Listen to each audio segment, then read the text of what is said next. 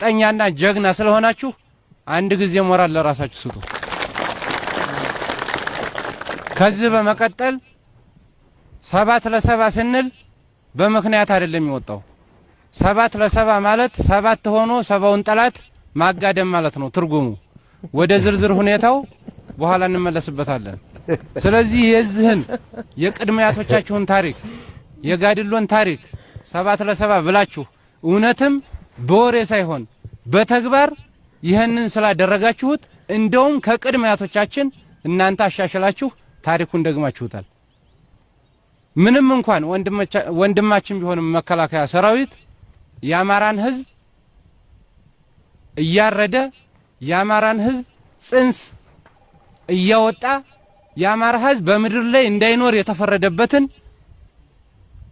እኛ ያለን የአማራ ህዝብ መጥፋት የለበትም ብላችሁ ንብረታችሁን ሀብታችሁን ትታችሁ ቤታችሁን የሞቀ ቤታችሁን ትታችሁ ወጣችሁ የአማራን ህዝብ ታሪክ እያስቀጠላችሁ ነው።